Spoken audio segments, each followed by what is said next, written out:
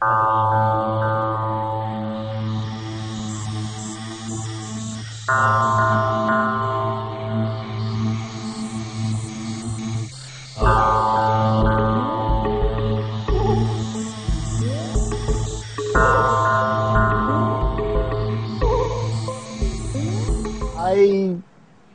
set out in high school to become what Buckminster Fuller called a design scientist.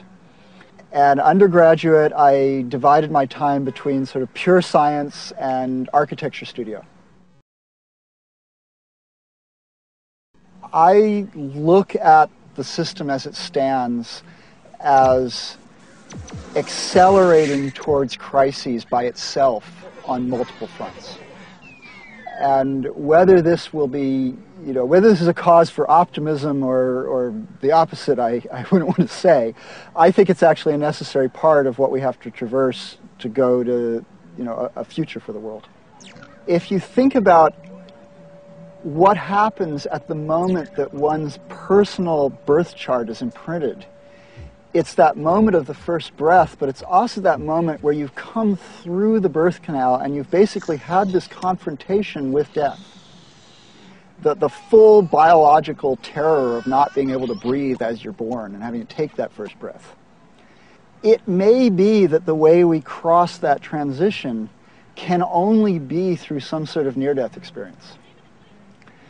And that the world basically is determined to go there.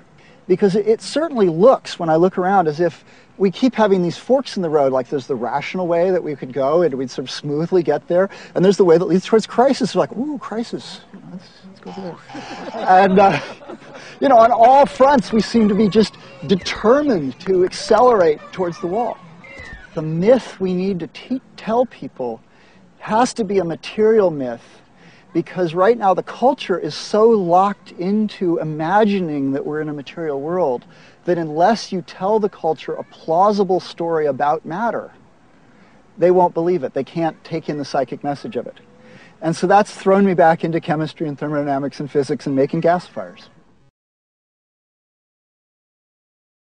In order to build the plant is taking CO2 out of the atmosphere. And so the plant has a lot of stored carbon in it. But in most biomass energy approaches, when you burn that carbon, all of that carbon goes back in the air, which is carbon neutral. At least it's not making the situation worse. It's not like taking fossil carbon out of coal and putting it in the air.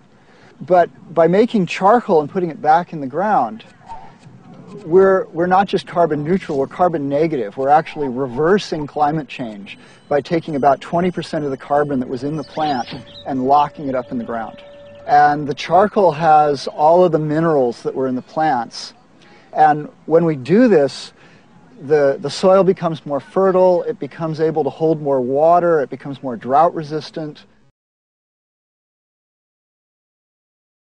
A gasifier is a device that makes gas out of solid, basically.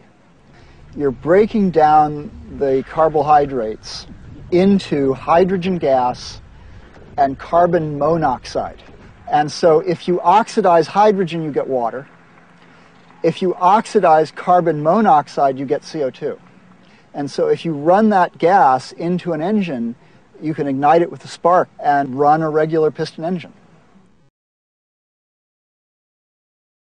When life first emerged on this planet, it emerged out of the soup and it ate the soup. And it pretty much ate the soup until it was gone. At which point there was the first energy crisis. And, we had to evolve photosynthesis in a hurry. And, against all odds, we did it. We ate sunlight. Then we merrily went along eating sunlight and throwing off oxygen until we had rusted all of the rock in the whole lithosphere, buffered it for hundreds of millions of years. And the oxygen level went up so much that life was spontaneously combusting.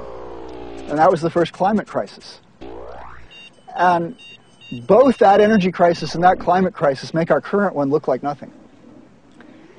And the intelligence that caused the system to jump to the next level is just as mysterious then as it is now. The only difference is that now, as far as we can tell, for the first time, we have these marginally self-aware life forms where we're sort of participating in the awareness of what's going on. And maybe we actually have this responsibility to sort of bootstrap the thing into being. It's as if up until now it's been completely on autopilot, now it's only half on autopilot. And so I still have a lot of faith in the half, and I also have a great sense of urgency that it's our responsibility to get good at it.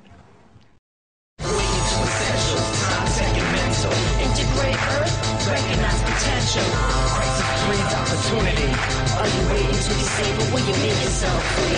Awaken to essentials, time, second mental. Integrate earth, recognize potential. Crisis breeds opportunity. Are you waiting to be saved, or will you make yourself free?